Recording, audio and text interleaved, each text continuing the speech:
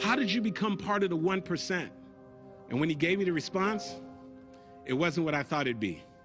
He said, hey man, I'm gonna come by your house and pick you up. We got in the car and he drove me over to a neighborhood in Hollywood, Florida by the name of Carver Ranches. And he drove me down the street and he said, hey man, you see that building over there? He said, I used to live in that unit.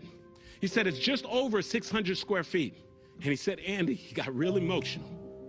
He said, for 18 years, my mom slept on a green couch in the living room. He said, my mom slept on the couch for so long, my friend, that the couch started to cave in the middle.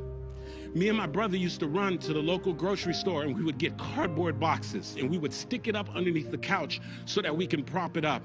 The couch was so small that my mom's legs were hanging off on the end of the couch. And he said, my mom didn't know it, but I stood over her that day and I said, one day, I'm gonna get my mom off the couch. He said, at that time I was playing football.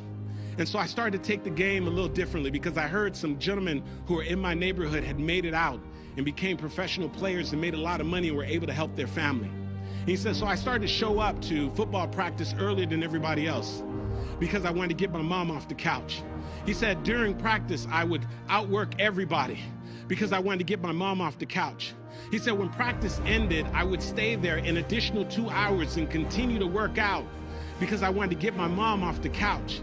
He said that commitment, that drive, that work ethic got me a scholarship to the University of Florida. But when I got there, I was sitting on the bench. And he said that there are times when I was sitting on the bench that I thought about giving up, but I didn't because I wanted to get my mom off the couch. And he said, finally, I had an opportunity and they let me into the game. And he said, Andy, I had already made a decision that if I got on that field that I was gonna outwork everybody. And that work ethic, that commitment allowed my friend Eric Rett to break most of the records at the University of Florida. And he got drafted by the Tampa Bay Buccaneers. And one of the very first things that he did was drive down to a neighborhood in Plantation, Florida. And he bought his mom a 4,000 square foot home, 3-car garage, and a big king-size bed. And the most important thing is he got his mom off the couch. And here's what I say to you.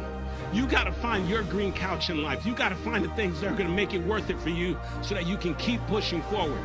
You've got gifts, you've got skills, you've got talents. You need to lend those gifts and those talents to make a major contribution. Get out there and make your mark. This has been Andy Enriquez, and it's been an absolute pleasure to be with you. I am convinced that you're gonna get out there and do some extraordinary things with your life. God bless you.